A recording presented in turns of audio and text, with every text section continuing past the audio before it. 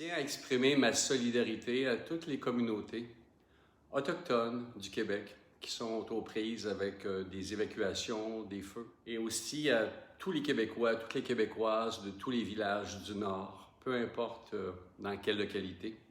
Chacune des personnes sur le territoire a le droit d'avoir un espace de sécurité, puis un espace qui est protégé, surtout quand il y a des problèmes d'urgence civile. Puis c'est de ça que je vais parler aujourd'hui.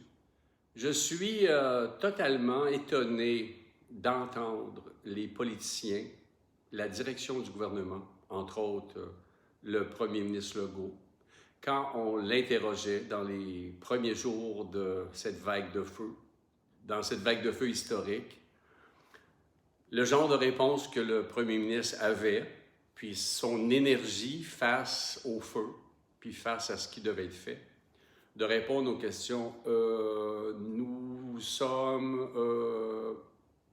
nous faisons ce que nous pouvons, aucun esprit combatif.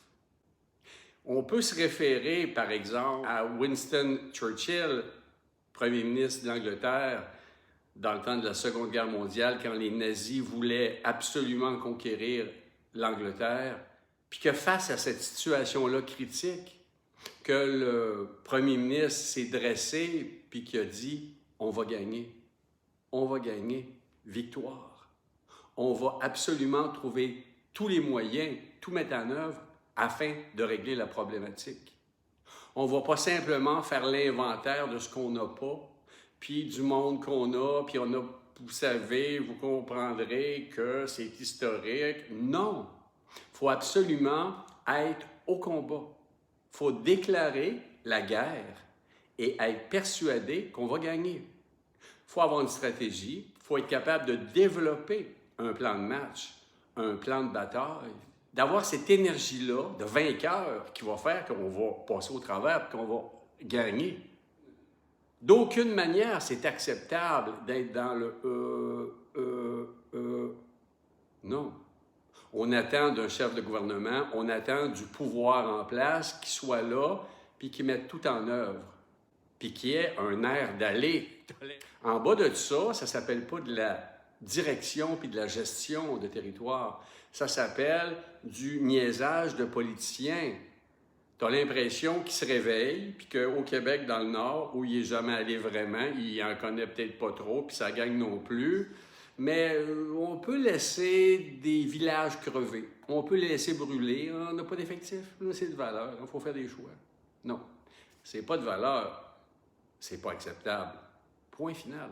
Le problème, entre autres, vient du manque d'avions. Premier problème, Bombardier, on avait ici la capacité de le faire, puis oui, ils ont eu des ennuis financiers, mais le gouvernement, personne n'a allumé sur l'idée qu'on doit garder ça ici. En plus, ça nous protège, on a accès à de l'outillage, puis on peut faire de l'argent avec ça, on peut l'exporter. Il y a une grosse manne.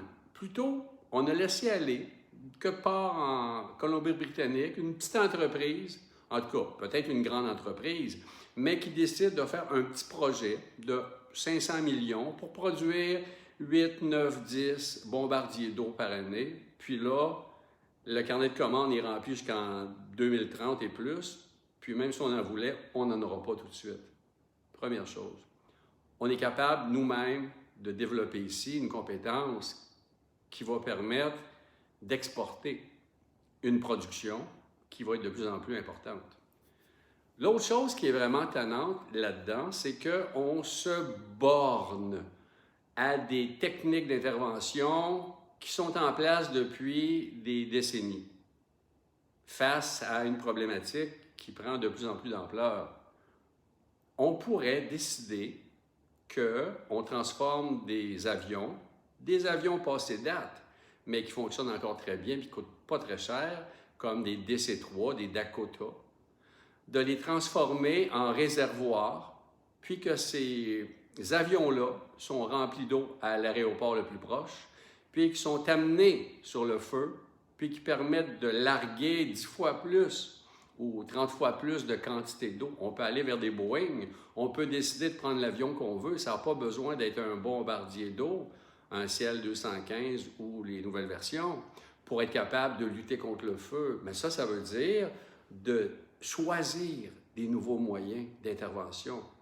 Parce qu'on peut décider qu'on éteint avec ça ou qu'on fait des rideaux qui empêchent la progression du feu. Un autre point qui m'énerve, c'est qu'on a laissé l'exploitation du territoire, l'exploitation des forêts, puis des mines, puis de l'ensemble de nos ressources naturelles. On a laissé ça dans les mains des grandes corporations. On est dans ce sens-là depuis le début de la colonisation. Quand les Anglais sont arrivés, on est décolonisés. Au lieu de prendre en charge la gestion de notre territoire, la gestion des forêts, qu'on va planter des conifères, oui, pour du 2x4, mais qu'on va planter du feuillu pour de la porte à papier, mais aussi pour des barrières qui vont empêcher la propagation du feu. Au lieu de dire aux grandes corporations, vous êtes maîtres chez nous, faites ce que vous voulez, puis quand ils partent, quand ils quittent une région, que c'est un bordel, puis qu'ils ont fait des routes, puis ils ne retirent pas les ponceaux, ils font rien de tel, fait qu'à un moment donné, les ponceaux, l'érosion fait que le sable, l'ensablement des rivières, partout au Québec, des routes qui sont plus praticables, qui sont difficiles maintenant à entretenir parce que les ponceaux sont arrachés partout, mais qu'on ne leur dit pas à ces grandes corporations-là, quand vous partez, vous remettez ça de niveau, vous remettez ça comme c'était. Puis si on garde une route, bien, vous allez l'entretenir, cette route-là, parce que vous avez fait de l'argent ici pendant 10 ans, 20 ans, des décennies. La même chose avec les mines. Donc, pourquoi est-ce que le gouvernement n'est pas très réactif présentement par rapport aux forêts, mais qu'il ne l'est pas souvent non plus? C'est que quand tu es un colonisé, puis que tu décides que tu donnes tes ressources naturelles à des corporations, c'est que soudainement, c'est eux autres qui vont s'occuper de tout. Ils vont faire les routes, ils vont faire tout. Mais ils devraient aussi s'occuper des incendies, les grandes corporations. Pourquoi ça ne serait rien qu'au Québec de gérer les incendies de forêt? Pourquoi ce ne serait pas aux utilisateurs aussi qui seraient engagés financièrement ou avec des technologies, peu importe. On ne leur demande rien à ce monde-là. Puis ça va plus loin que ça. Il y a une étude, il y a un reportage qui a été fait de Radio-Canada il y a une couple d'années, mais personne n'est vraiment revenu là-dessus. C'est qu'avant ça, il y avait les contrôleurs de bois, les gens qui vérifient la qualité du bois, qui vont coder le bois, du 1, du 2, du 3 ou du A, du B, du C, le A étant le meilleur, puis le C étant moins bon. Ben, avant ça, c'était des contrôleurs de bois indépendants qui allaient se promener puis qui faisaient ce contrôle-là. Mais le gouvernement a décidé, parce que les corporations disaient « c'est difficile, ils ne sont pas tout le temps là quand on en a besoin, on aimerait ça le faire nous autres mêmes, puis on va le faire comme il faut. » Bien, ils ont décidé que c'est les corporations qui contrôlent la qualité du bois. Ils décident que c'est du A, du B ou du C. Puis l'étude, le reportage Radio-Canada prouvait qu'au fil des années, il y avait de moins en moins de bonne qualité de bois au Québec. Tandis que le bois n'avait pas changé. Donc, les contrôleurs y mettaient du B au lieu du A, parce que c'est moins cher du mille-pieds. On laisse les choses aller. On laisse le pouvoir dans les mains des grandes corporations en se disant que le territoire est tellement grand que même si on avait 2 % de l'argent qu'ils font, c'est mieux que rien. Non, c'est pas mieux que rien. Parce qu'au Québec, il y a des municipalités partout qui pourraient être des initiateurs, des entrepreneurs. Il y a des nations autochtones qui seraient en capacité de développer le territoire avec la collaboration des non-autochtones.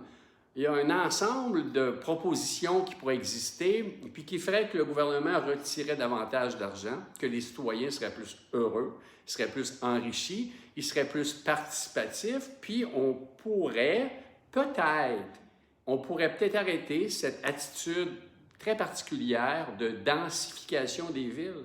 Vouloir densifier les villes, de plus en plus de monde dans les mêmes villes, au lieu de dire on va distribuer la population dans le territoire, puis on va créer un centre de recherche incroyable à Chibougamau, un centre international. On va aller dans le coin de la Haute-Mauricie, on va aller développer telle usine. On va aller développer tel rapport au monde dans tel autre coin. Ou en Gaspésie, on va faire de la promotion pour que les grosses entreprises aillent là, comme Google en Gaspésie. Dans la vallée de la Matapédia, pourquoi pas? Pourquoi est-ce qu'il faut absolument que ça se passe tout dans les villes, puis qu'on soit responsable des villes, puis que tout le territoire, on s'en contrebalance? Donc ça, c'est quelque chose de très pénible de constater ça. Puis en tant que culture canadienne-française d'ascendance autochtone du Québec, nos ancêtres ont arpenté le territoire. Ils ont respecté, ils ont développé, ils ont été main dans la main avec les Premières Nations avant l'arrivée des Britanniques en 1760. À partir de là, ça a dégénéré. Puis ça a été les grosses familles écossaises, les familles de l'Ontario, puis les États-Unis qui sont venus diriger, contrôler, puis décider comment que ça se passait chez nous, au Québec.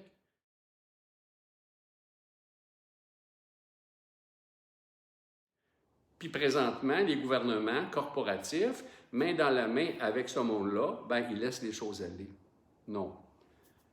Vivre le Québec libre, ça veut dire vivre librement au Québec, agir librement au Québec, puis avoir la pleine possession de notre territoire, être en pleine liberté de l'exploitation de notre territoire, de sa protection, puis de notre rapport à ce territoire-là. Comment on peut développer un meilleur rapport en tant qu'être humain par rapport au territoire, par rapport aux autres formes de vie. Donc, présentement, la bataille des feux, qui, tant qu'à moi, puis je ne dis pas ça pour les gens qui sont sur le terrain et les équipes qui travaillent fort, c'est incroyable ce qu'ils donnent. On ne remet pas ça en question. Mais le politique en haut ne sont vraiment pas sur la même longueur d'onde que la réalité des feux, puis des combats qui se passent présentement sur le terrain. Donc, il faudrait vraiment avoir un plan stratégique, il faudrait vraiment avoir des nouveaux outils, il faudrait développer des nouvelles manières de travailler, puis il faudrait surtout qu'on considère les régions non pas comme un arrière-pays, le Québec profond, entre guillemets, mais comme le grenier de notre civilisation. L'endroit où il faut aller se ressourcer, l'endroit qu'il faut développer, pour lequel il faut donner des moyens, parce que ces régions-là sont l'avenir du Québec. Parce qu'à un moment donné, vous allez vous rendre compte que la densification, la grande ville de Montréal, quand ça va se mettre à dégénérer à Montréal, ou 4-5 millions dans le Grand Montréal de la population qui va être vraiment dans la merde jusque-là, puis que les régions vont devenir à ce moment-là des bouées puis des lieux refuges, on devrait déjà être dans cette planification-là pour faire des villes écologiques puis des réseaux en dehors de l'urbanisation débiles puis débilitantes. Donc, courage. On est proche de certaines Premières Nations, les Inuits, entre autres, certains membres Inuits qui nous suivent sur notre page Facebook. Oui à la culture canadienne-française d'ascendance autochtone du Québec.